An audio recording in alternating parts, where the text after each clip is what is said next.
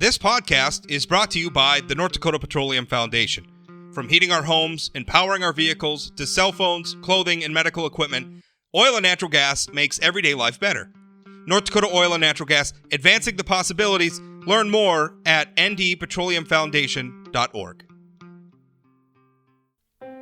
In addition to recording this podcast, I also write newspaper columns, and this Christmas season, you can give the gift of news and get a special deal subscribing to the publications I publish in. That's the Fargo Forum, Grand Forks Herald, Jamestown Sun, one low price, you get them all. Gift the news, call Santa's hotline at 800-274-5445 and give an annual news subscription for 50% off this holiday season. It's the perfect gift to keep anyone on your list informed. Simply call 800-274-5445 to give the gift of news.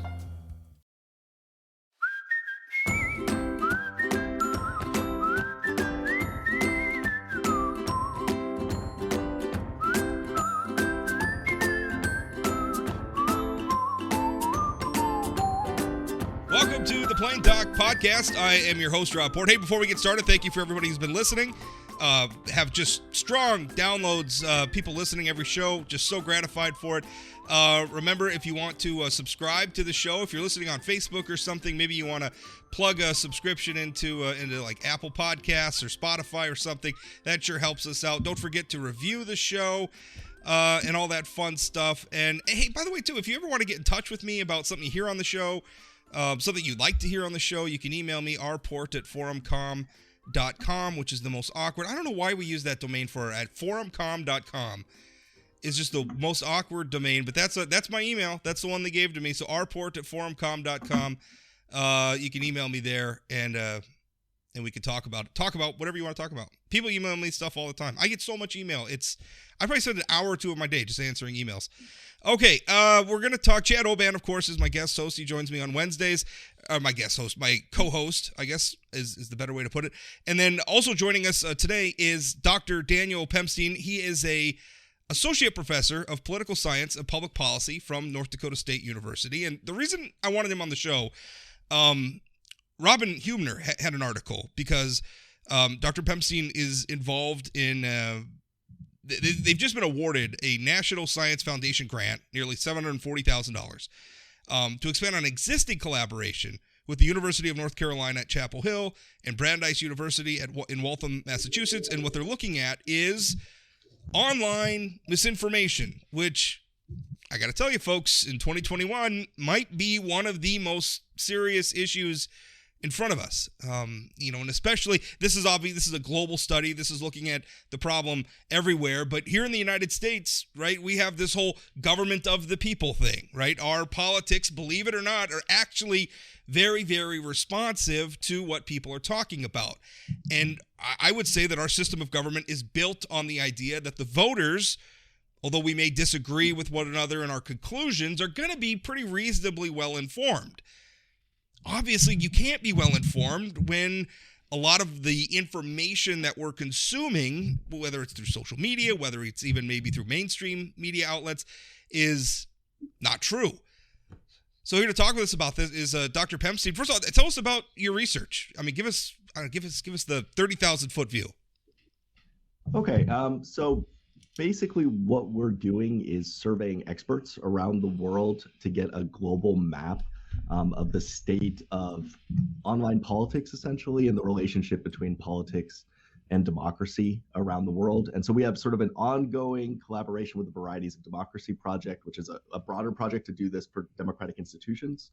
And so we've collected some of this data already.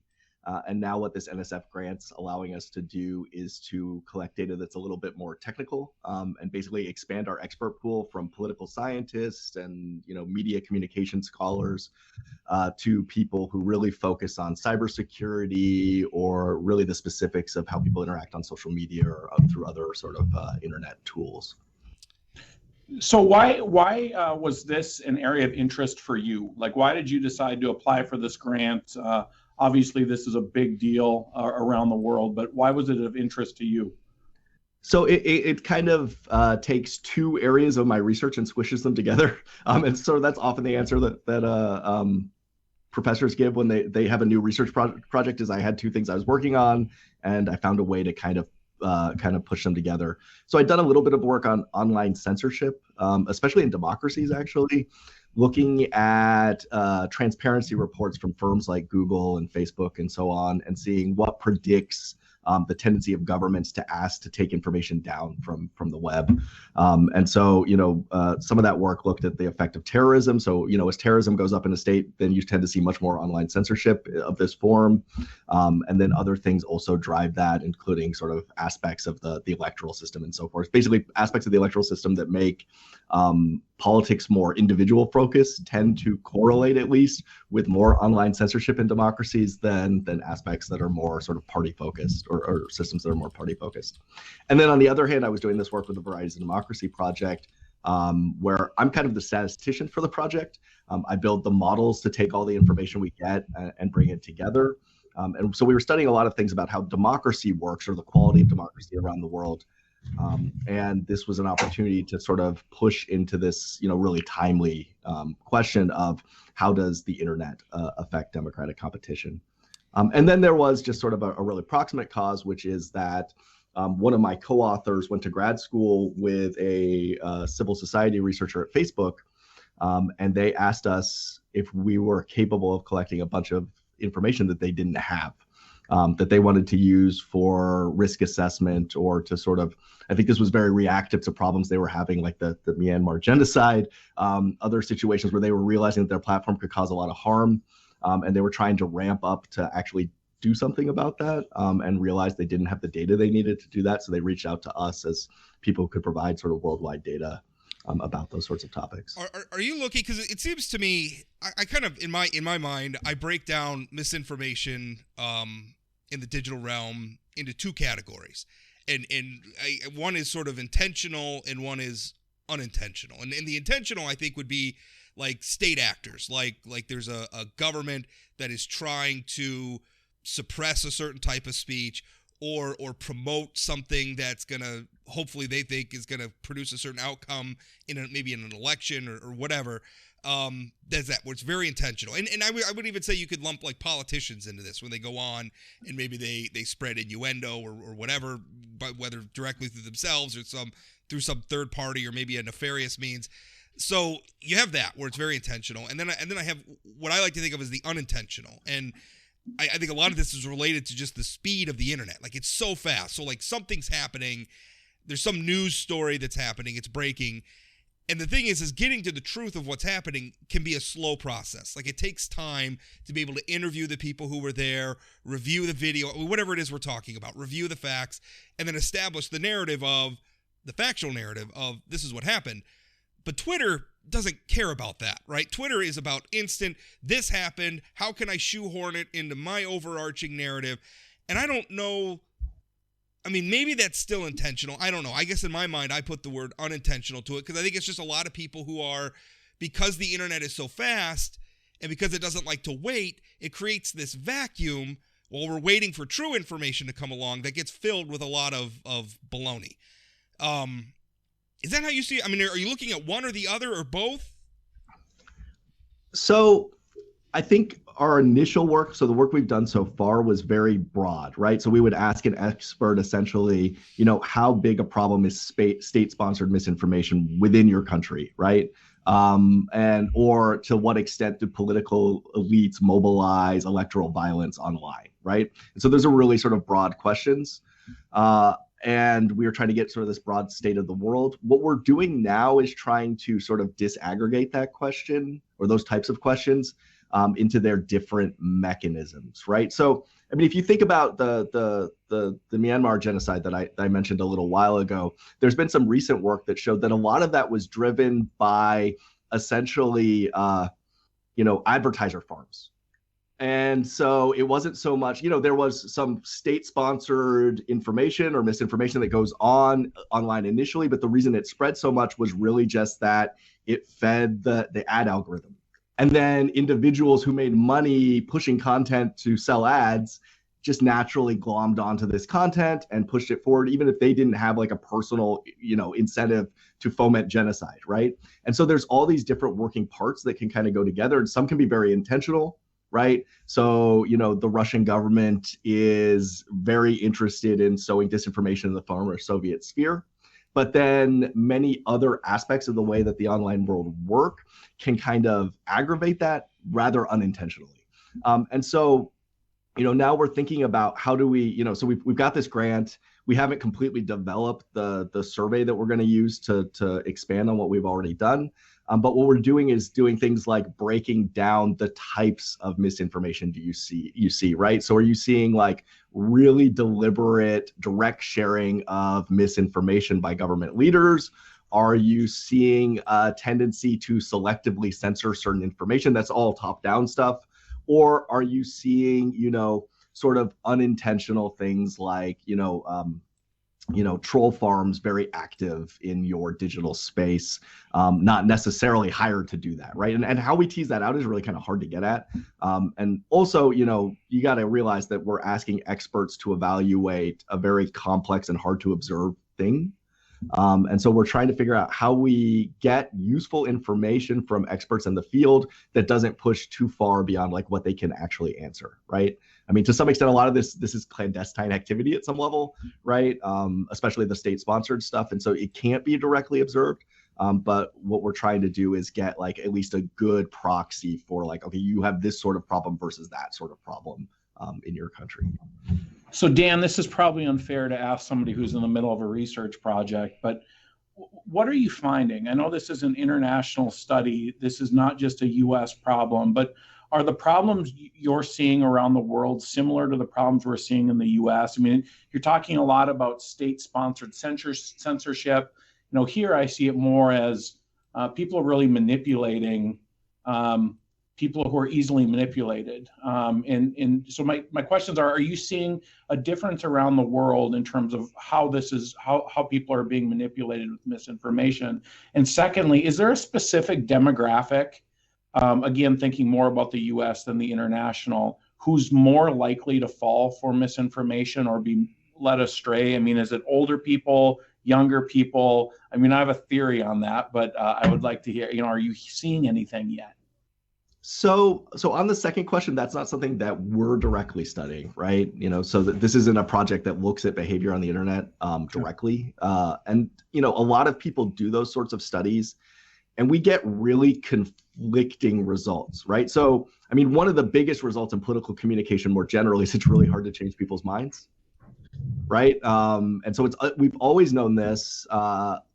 We do worry a little bit that at the volume that things go on the internet, that even if your misinformation is changing a few people's minds here and there, it can have a larger effect than sort of a more traditional media space used to. But I would say that, first of all, that's probably not my area of expertise. I'm not a political communication scholar.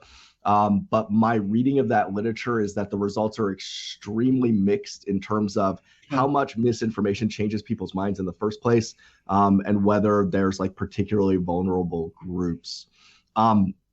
We do know that elites can sort of shape the preferences of their supporters. And so if you think about something like, the fact that vaccines have become extremely politicized in the US, right?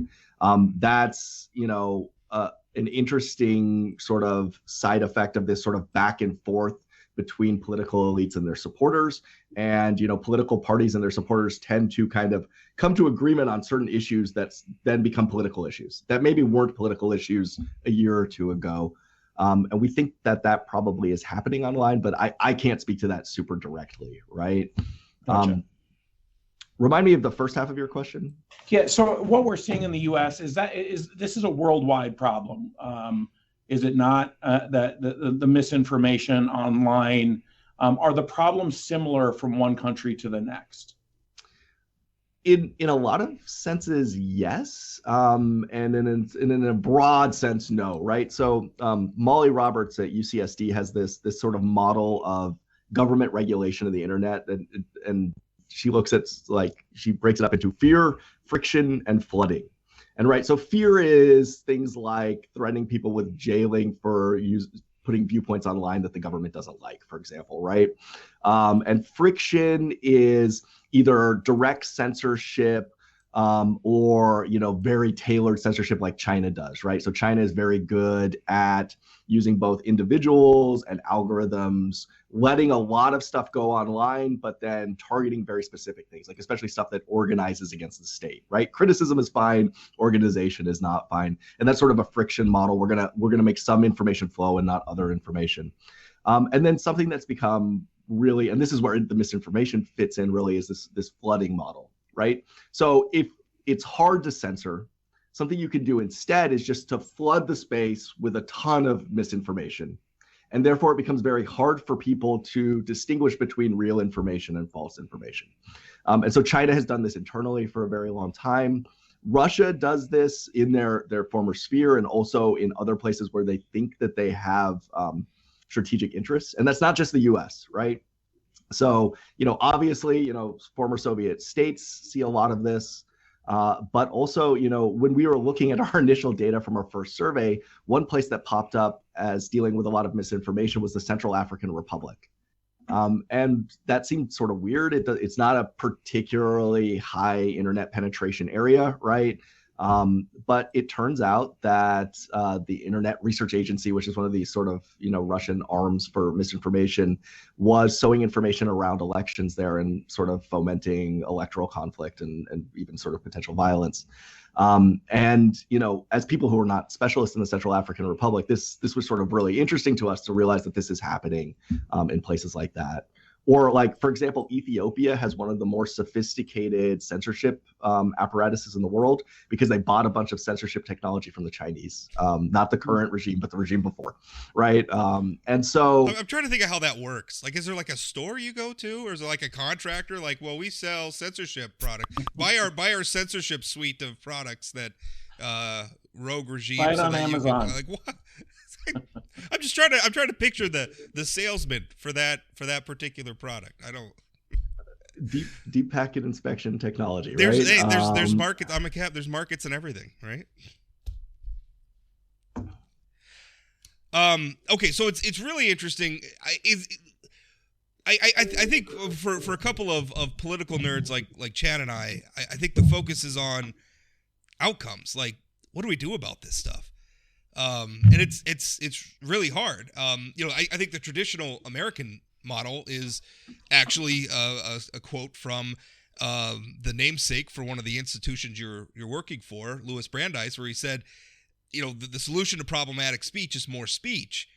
But how do you do that? In what you're talking about, the flooding zone, you're trying to out flood robots in some cases, right? I mean, it's I don't know how you do that. Like that's maybe not a practical model anymore.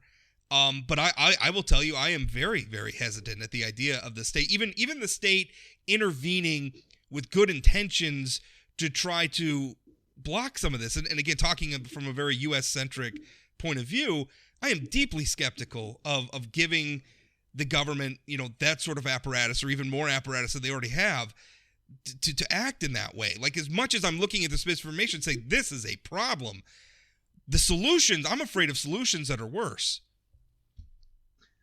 I mean, I think that this is something that's really surprised people kind of on both ends of the spectrum, both in the sort of the value of transparency side, sort of like how flooding deals with that, but then also in terms of our ability to regulate internet speech, right? So when, I forget the exact quote, but in the 90s, the internet becomes big.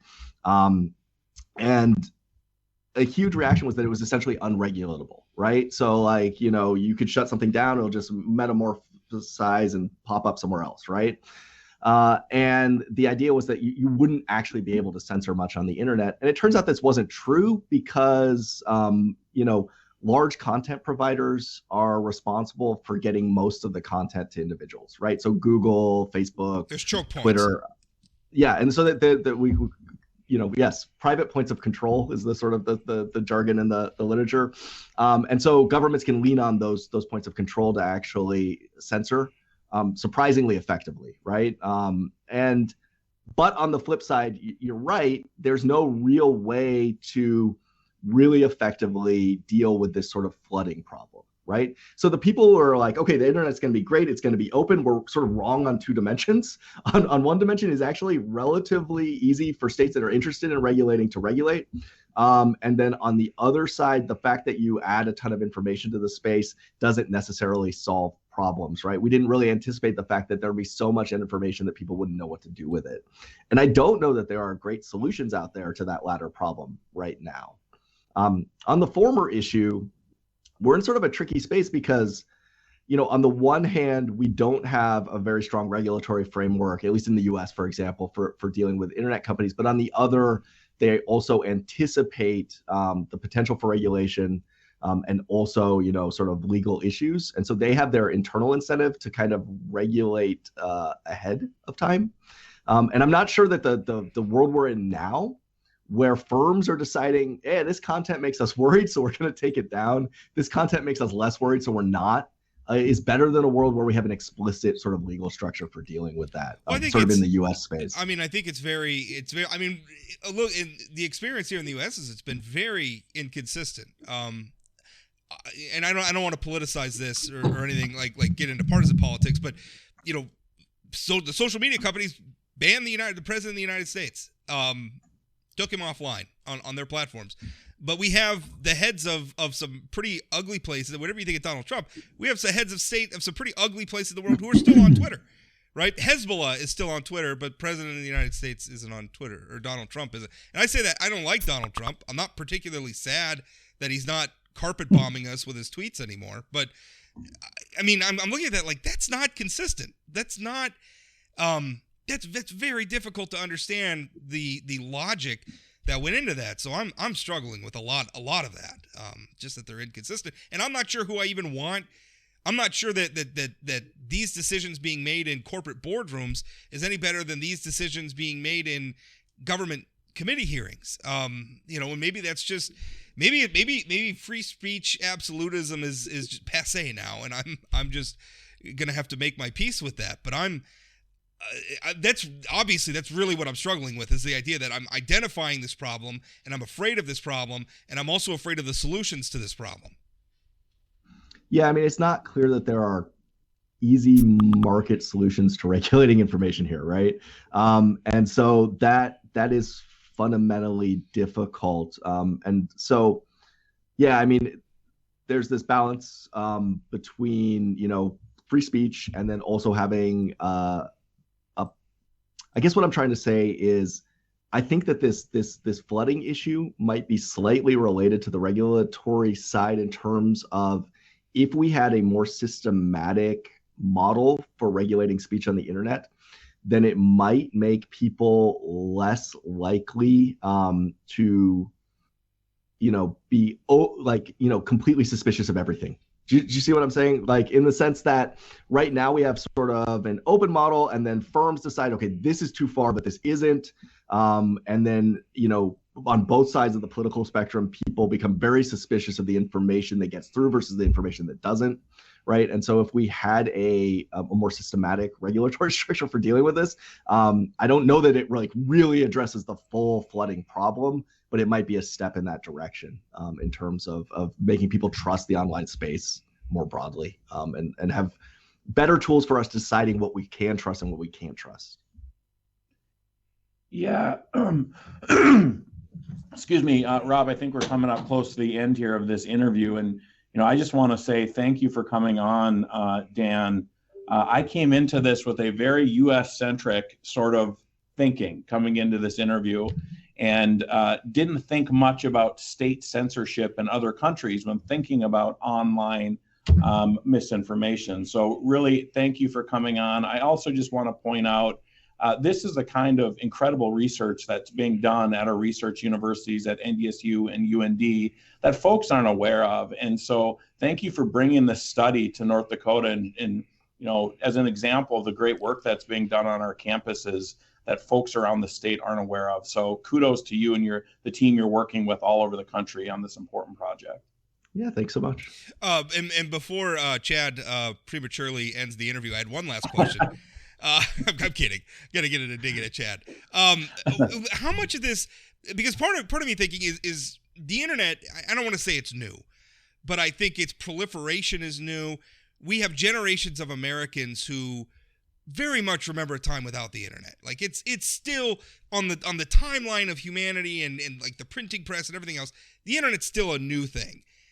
And I'm wondering how much of the solution is humans evolving in ways where they could filter things on the internet for themselves, like understanding that Facebook is not the same as not to say that newspapers were perfect paragons of always getting everything right, but that reading something on a Facebook meme is not the same thing as maybe reading an article that went through a rigorous editorial process. I mean, how much of it is just humans adapting? And the reason I say this is because there was this documentary on Netflix that I talk about all the time about the rise of the modern flat Earth movement.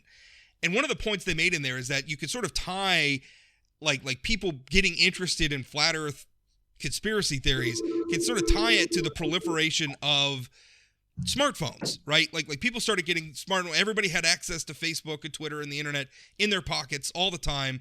And so, when sort of Apple broke through and smartphones became affordable for just about everybody, all of a sudden you started seeing these conspiracies. How much of it is just humans just have to evolve to understand what the internet is and how it's used? I mean, so I study political institutions, and I tend to think that institutions are really important for shaping behavior. People can adapt to some level, but I'm not super optimistic that we're going to adapt a ton on this front. Like, so we have sort of an older experience with this, which was, sort of the penny press in the 1800s. And what changed was that we had essentially media consolidation, right? And so we had a lot of political conflict and a lot of misinformation in sort of, a very disaggregated media space. And a lot of the politics of that time don't look that different than the politics of this time, right? You look at some of the things like John Adams surrogates would write about Thomas Jefferson back in that era, the pamphleteers, actually, which I always thought I started a blog 18 years ago, which was sort of the beginning of my career. But I mean, I always saw a lot of overlap between the bloggers of that era and the pamphleteers of another era. We're sort of independent people with their own quote unquote printing press, holding forth. Which I think is the point you're speaking to. Yeah, and a lot of that is good, but it just provides a bunch of different point of views, and people don't really have the time to do the deep study necessary to tease out good information from bad. I mean, this is a general problem in politics. I've been teaching a class on democratic institutions right now, and in the States we tend to get really mad at our political parties, and the political scientist rejoinder to that is always like, the problem with our parties is that they're too weak, not that they're too strong, right? And that at some level, if you want good political competition that pushes towards the center and captures the most, the average person the most effectively, dumbing things down and making it about a choice between two parties as opposed to a choice between individual politicians tends to work a lot better, right? Historically, at least. And then similarly, if we think about, the information space, at some level, a ton of information sounds really good. Let's democratize the space. But at the same time, very few of us have the time to really tease out good information from bad. Yeah. And so it's a very similar problem. I'm sitting here completely understanding your point and also feeling a little agitated because I think as Americans, we're supposed to believe in we the people, right? Like the idea that like Walter Cronkite on everybody's TV screen just telling everybody the way it is, I didn't like that model. I thought that model had a lot of problems. But the point you just made that, well, yeah, but at least if it was Walter Cronkite, that was sort of the choke point where maybe some of the baloney didn't get through. That's a completely fair point. But I also don't want to go back to just Walter Cronkite on the news, right? Yeah, no, it's a fundamental tension, right? So like a big reaction to the problem we're having in party politics right now, for example, let's open primaries even more, for example. Let's make things even less partisan. Let's democratize the space. That sounds great. And, at some level, more and more democracy is a fundamentally good thing to strive for. but it makes it hard to build lasting coalitions around policy and so forth, right? It makes it really difficult to do sort of coherent policy making. And it's a straight analogy to the information space that we have as well, right? And obviously we don't want to clamp it down too much because that's China. Right? That's censorship. But having it fully open in a weird way is a form of censorship, right? And so I think that's an interesting thing of that sort of like fear, flooding, friction way of thinking about things. Is the flooding is also censorship, yeah, right? Because it's washing out the signal, right? And it's deliberately in some cases washing out the signal. And so we think about that as adding information, but it's really in some sense subtracting information from the space. Rob, I think you sort of pointing out the way we get through this is people sort of figuring out what's good information, what's not bad information, sort of goes back to my question about who's most susceptible to this stuff. Because I have the theory that older generations right now, coming out of that time where they read the newspaper and everything they read in the newspaper was true and accurate and based on facts, are much more likely to see something on the internet and say, this is true. Where I think younger people growing up with this sort of BS in their world all the time, that I'm hoping they'll be the generation that can sort of see through this. Inured to it. Is there any, I mean, does that make sense, Dan? Again, slightly outside of my area of expertise, but yeah, I mean, obviously my students are much better consumers of the internet than my parents, for example, right? And or much more discerning consumers. But there's also a level of jadedness there, and this is me just talking as myself now, not as an expert on this particular topic, but where you get sort of a nihilism where you reject all information, right? And so how we balance that seems like a really hard problem. Yeah, I mean, I think there's probably a role for civil society organizations here to help people, organizations that people trust that are closer to them. May be the best tool for helping people to sort information more effectively. Well, Dan, thanks you for your time. I feel like we could spend probably 3 hours talking about this and more. And you certainly have a career dedicated to it, so you know that more better than I do. You spend 8 hours a day doing it. I appreciate your time, spending a little bit of time with us to help us understand it. And echoing Chad's sentiments, thank you for bringing this to North Dakota. This is really important work. All right, thanks so much. It was great to be on. Thanks, Dan. Well, that was a great conversation with Dr. Pemstein. And again, we keep saying it over and over. It's such important work, and I think maybe some of the most important work that's going on with the realm that you and I work in and talk about and write about and are obsessed with, Chad, in the political realm, hugely important. Hugely important, and again, a great example of the work that's being done at our research universities. Higher ed is such a political football in North Dakota.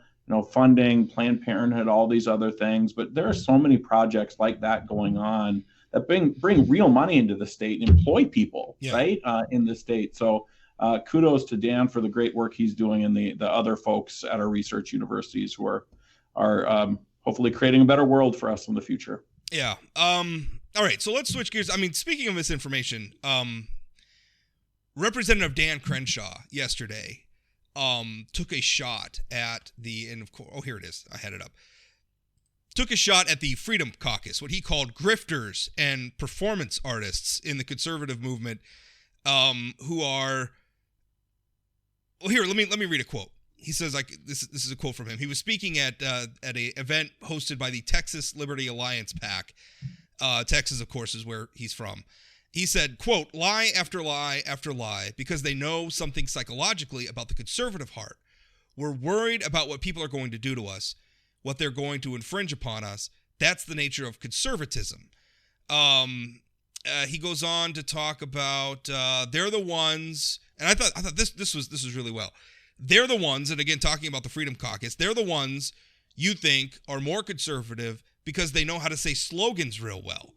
They know how to recite the lines that they know our voters want to hear. So having just come out of our conversation with Dr. Pemstein, I think that's it. Like, there's a lot of sloganeering. And then, I mean, politics has already been about sloganeering and trying to manipulate the electorate. That's been around for as long as we've been voting. But I think what he's saying, where there's these people out there that they're maybe not motivated by trying to actually pass real policy in pursuit of real, addressing real problems. They're performing. And they're performing because they want your attention, they want your money.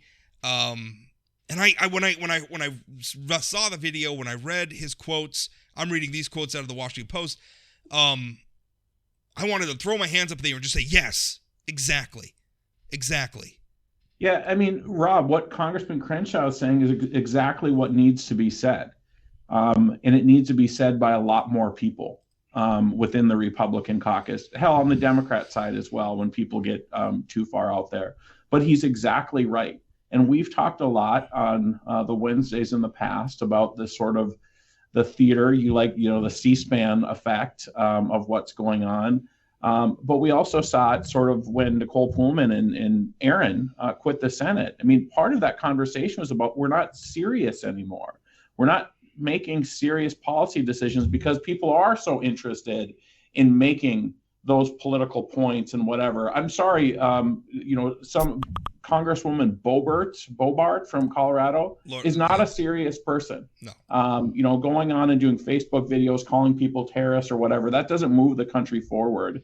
And I think it's very easy to make some analogies between what's happening on a national level and what's happening in the state. Right. And what frustrates me about somebody like Representative Bobart is that the person that she's targeting with her nonsense is Representative Ilhan Omar, who I would argue is also not a very serious lawmaker. But with the way Bobart's acting is creating sympathy for Ilhan Omar. And listen, I feel for her as a human being. Nobody deserves to be attacked and have racist things said about them. That's not the point I'm saying.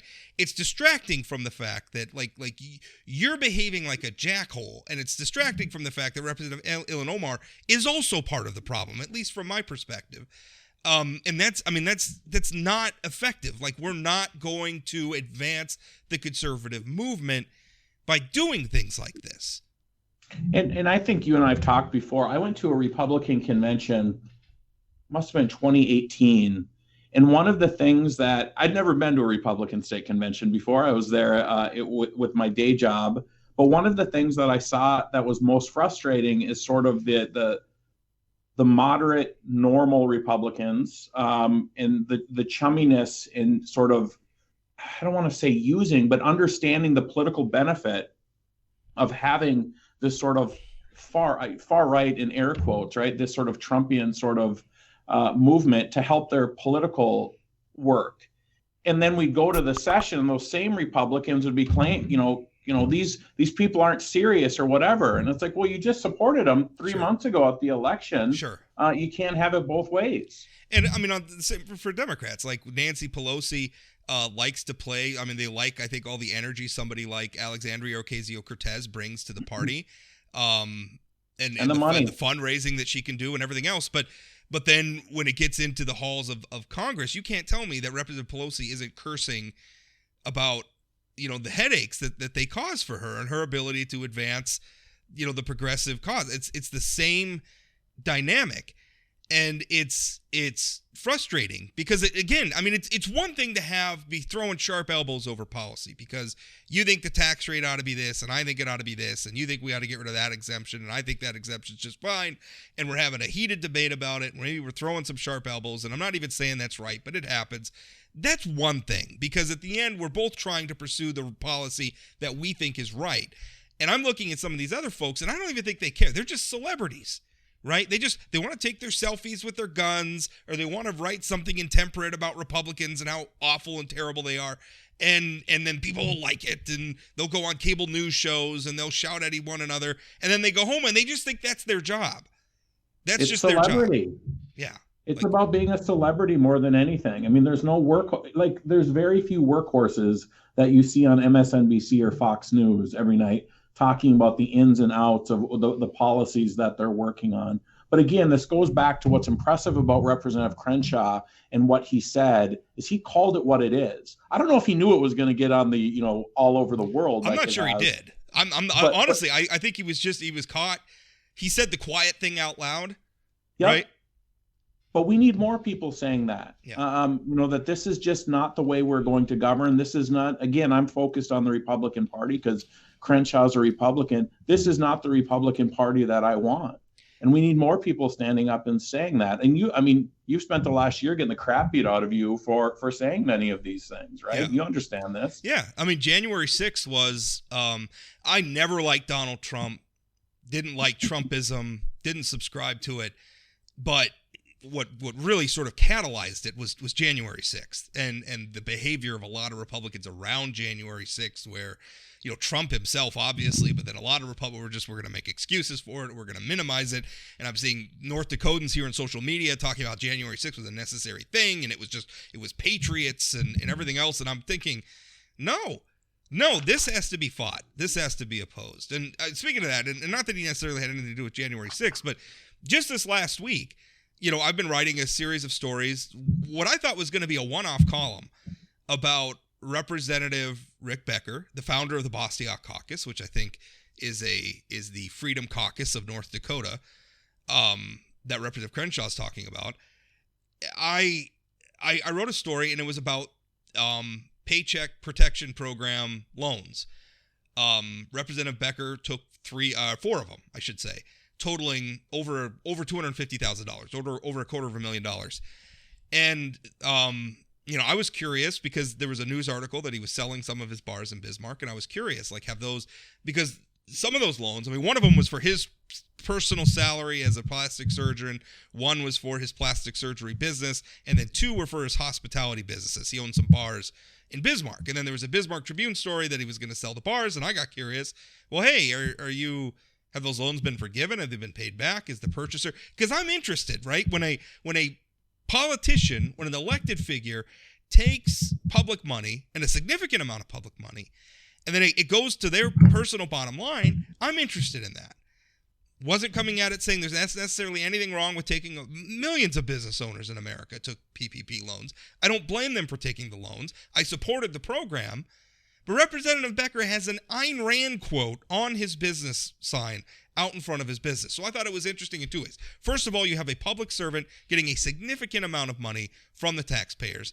And reportedly, I think those loans were forgiven. Now, he refuses to answer that question, but I'm pretty sure those loans, at least 3 of them, were forgiven and not paid back. So he got well over almost $200,000 at least from the taxpayer so far, maybe more if that 4th loan gets forgiven. I thought that was interesting. And then also, how does accepting all that money square with his ideology, right? And maybe there is a way to square it. Heck, the Ayn Rand Institute took a PPP loan. So maybe there's a way to talk around that. But when I wrote about it, he went on the attack with me. How dare, and still hasn't answered the question. Last night, he posted a Facebook rant, which I thought was borderline homophobic, where he essentially talked about how I'm in love with him, right? The only reason I'd be writing about this, I'm obsessed with him. I must have a love affair with him or something, which I got to tell you, Representative Becker, you're not my type. I prefer people who aren't on the government dole.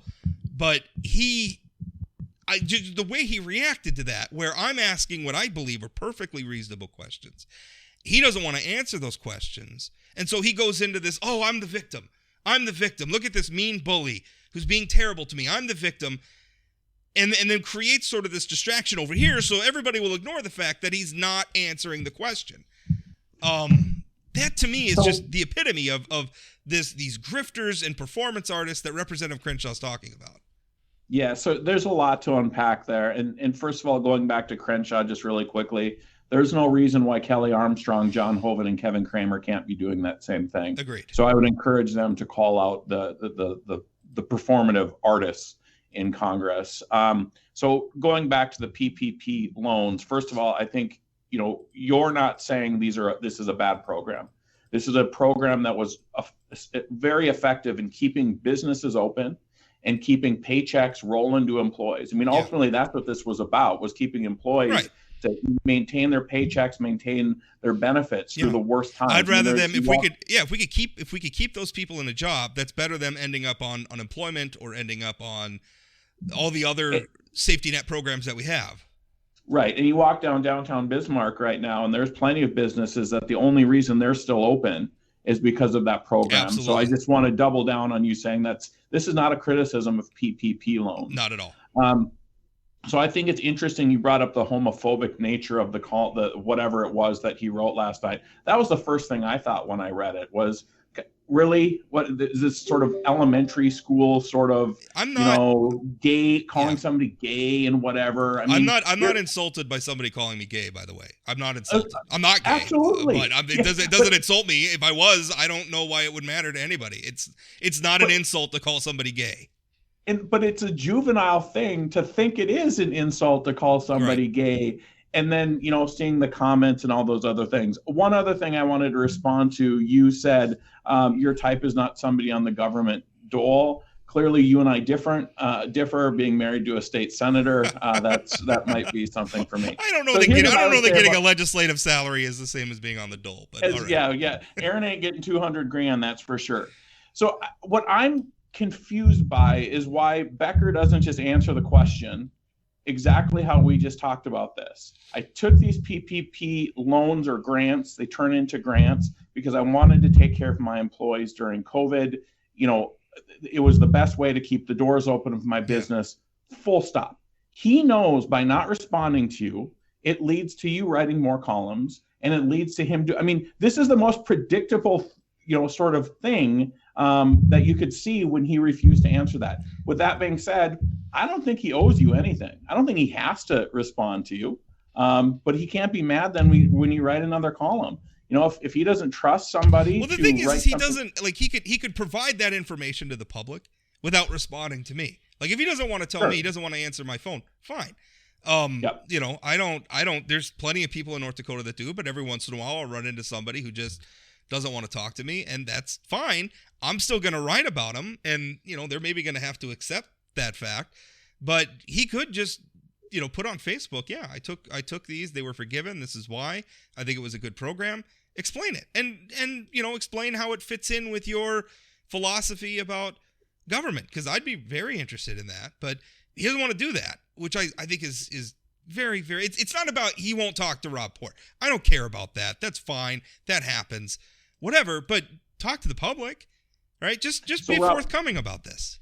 One of the things that I saw online is somebody criticizing you because you went after the Democrats for going after Burgum for taking a PPP loan. Right. How do you see this as different? Yeah, between Becker and Burgum. Well, part of it's ideology. Doug Burgum's not going around dunking on people for taking money. In fact, typically he's in the crosshairs of people like Representative Becker for, his businesses over the years have taken a lot of, especially when it comes to like development in Fargo and stuff like that, have taken a lot of tax exemptions in that. Burgum's not going around dunking on people for doing that. I think Burgum just has a different ideology. I mean, if you want to argue that I'm being, and part of what I didn't like about the Democrat, and I don't have their release in front of me, but the release that the Democratic Party put out was completely overwrought. I mean, I think they were talking about like kicking people in the stomach or something. It was so over the top. That was a lot of what was motivating my criticism of that. But also, I don't think we can ignore the fact that Representative Becker and Doug Burgum have very divergent ideologies, although they're both Republicans. They are not the same. I mean, I think Rick Becker would agree that he doesn't have the same ideology as Doug Burgum. I think Doug Burgum would agree he doesn't have the same ideology as Rick Becker. And in my mind, that's what makes it different. Although I did write about the fact that Doug Burgum took PPP loans. I wasn't critical of the fact that they took PPP loans because, again, my criticism of Representative Becker, to the extent that I criticize him at all, was not that he took a PPP loan. The criticism is he took the loans and he doesn't, like, he's playing coy about it. He doesn't want to acknowledge the fact that apparently, reportedly, according to the databases on the internet, which he refuses to acknowledge and he refuses to confirm, they were forgiven. Right? I think if you ask Doug Burgum about the status of any PPP loans, he would tell you, we know about them. They exist. So that to me is the difference between the two situations. Was Becker critical of the PPP program when it first came out, or did he have any statements about the size of relief packages? I don't say a lot about that. I couldn't find where he really said anything about it, but that may have also been because he was applying for PPP loans at the time and didn't want to. And again, he may be able to articulate an argument why it made sense and why it was good government policy that someone like him should get $250,000 from the taxpayers. Okay, just make that argument. That's all I'm asking you to do. Yep. Yeah, I'm not me asking you that question is not an attack. And that was the thing that really, after the first one, he's like, he wrote a column in the Dickinson Press. He's like, I'm being attacked by these people because I took PPP loans. No, Representative Becker, you're an elected official.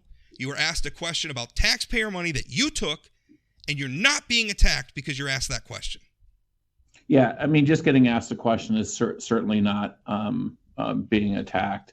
But going back to the original point about sort of Crenshaw and the theater of the Bastiat caucus in Bismarck, I mean, we saw it during the special session. We've talked about that at length. There wasn't serious policy discussions about the vaccination mandate, which is now, with the lawsuits coming through. I don't think there's any part of it that's still standing right now. I think it's all been enjoined by the courts.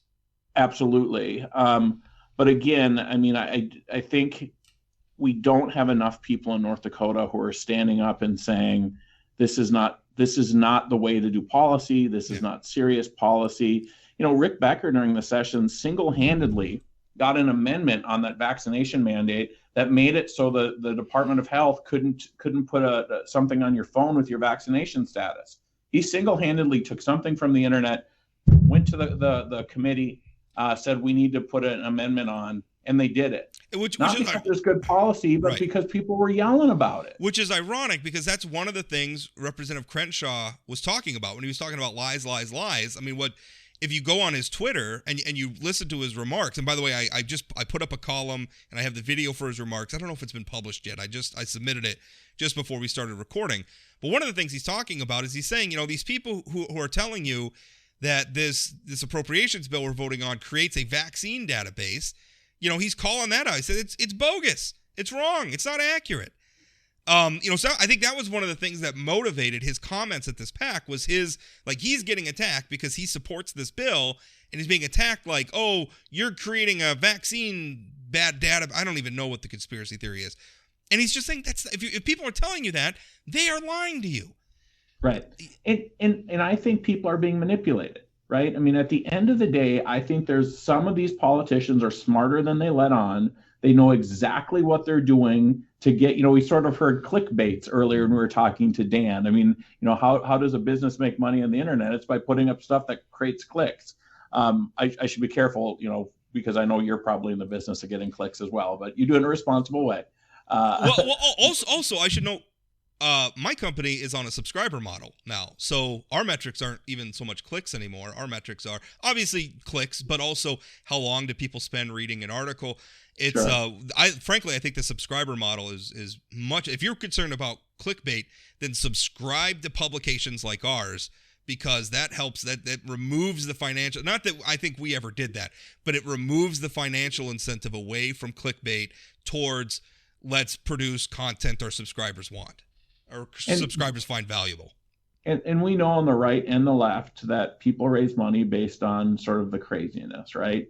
And going back to North Dakota, if you are, I have to figure out traditional Republican, normal Republican, non-Trump, what I'm going to use my language. I've been calling it normies versus the Trumpists, but okay, normies. I'll go with normies.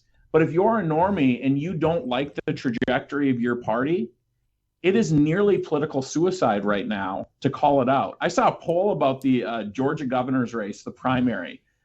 Former Senator Perdue got in with Trump support.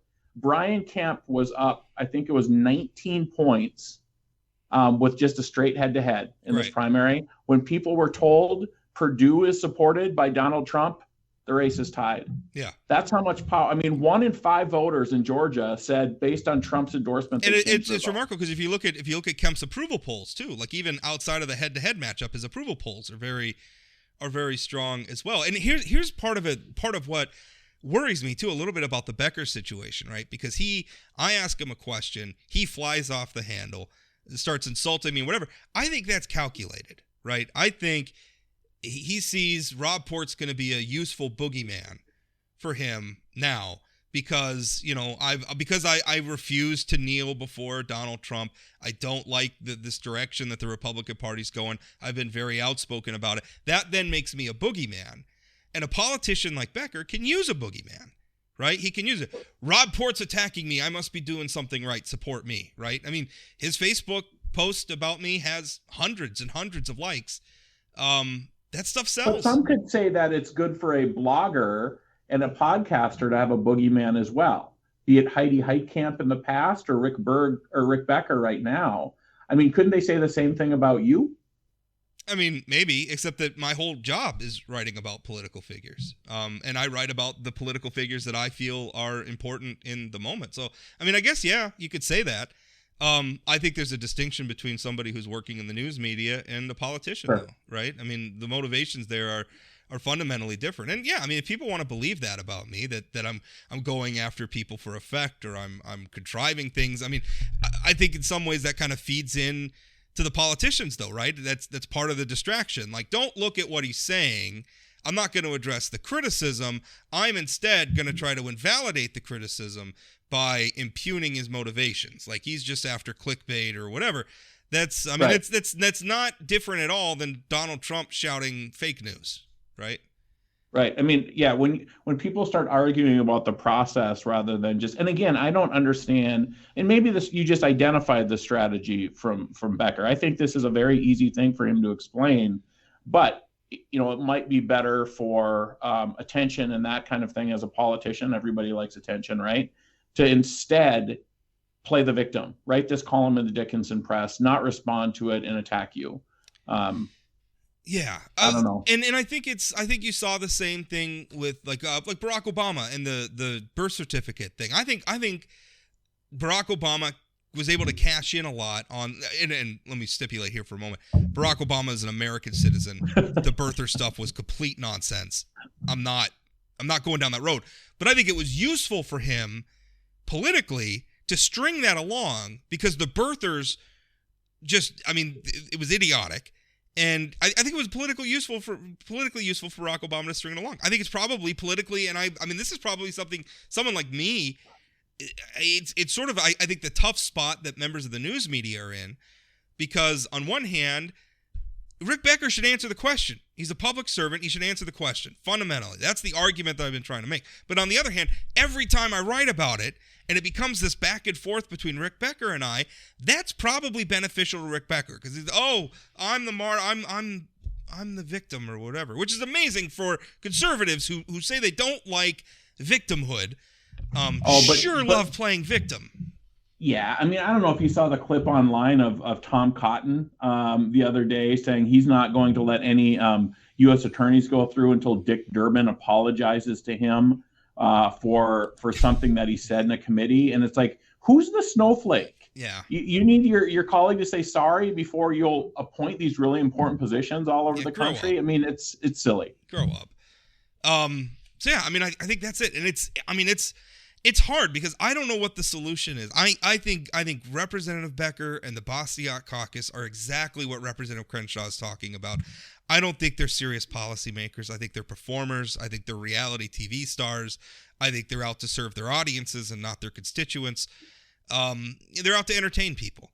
And the problem is with somebody in a position like mine, is I'm trying to hold these people accountable. I am trying to illuminate things that maybe the public's not aware of. I think a politician taking a huge amount of taxpayer dollars and being forgiven on the loan and taking government dollars when you're sort of an anti-big government person. And again, you have an Ayn Rand quote on the sign out in front of his business. If you're that person, maybe you should explain that. I don't think that's unreasonable. But the thing is, when you start asking the question, now you're part of the game. And I don't know how to get out of that cycle. Yeah, but how we get out of the cycle is we need more Dan Crenshaws calling the stuff out in North Dakota. Yeah. Right? We need more. It can't just be one person. It can't just be me. What? Right. I mean, and here's the deal. It's not just you calling out Rick Becker for this kind of stuff. It makes it so it's harder to make you the enemy, right? If it's a wide swath of people who are saying the same thing, and you know as well as I do, people agree with you. There is a wide swath. I get emails from them every day, and you know how often I go like, maybe you should speak up too. Say it. Say it. But people are afraid because I mean they also see me getting battered around like a piñata, and they don't want any part of that. Well, they're in the position where I often say, is your elected job that important? And their position is, well, not necessarily, but if not me, who's coming in behind me? And that just leads to more craziness, right? Yeah. And so they are in a tough position, but some of them have to start calling it out. They have to start calling out the nonsense. They can't just say, well, we had to do this during the special session because all the people were upset about it. That's not a good reason to pass bad policy. No, I mean, the people being upset about it, the people are often upset about lots of things that just don't make a lot of sense. And, yep. I don't know. Hey, that's it though. We got an hour. I've used up an hour of your time today, Chad. I appreciate you coming on. We'll be on again next Wednesday. We'll have some fun guests. I'm working on, by the way, on the next show I'm gonna release on Friday. I'm trying to book, and I should be hearing back from him this morning. I'm trying to book somebody from this carbon pipeline. Wade Beauchamp, actually, long-time guy, worked in the North Dakota coal industry for a long time. He's a part of this. And I think the dynamics around that are very interesting because on one hand, carbon capture is environmentalism, right? But on the other hand, you look at some of the groups that are lining up against it, like the Sierra Club, they don't want to build this carbon capture pipeline. And so those dynamics are very, very interesting. We're going to talk with him about it on Friday. On Monday, I'm going to have a couple of spiritual columnists, Devlin Brooks and Roxanne Slonin, who I think have some, they both write faith columns. They're both faith leaders, but then they have different views of faith. And then there's me, the atheist, who's going to be on them. And I thought that would be a nice conversation. A lot of people are losing faith in organized religion in America, and I think that's interesting. And it's too far out to say what we're going to have on Wednesday. So we'll see what that is next week. Well, I look forward to another fun discussion. Look forward to next Wednesday. Absolutely. Thanks, Chad. All right. Thanks. Have a good week.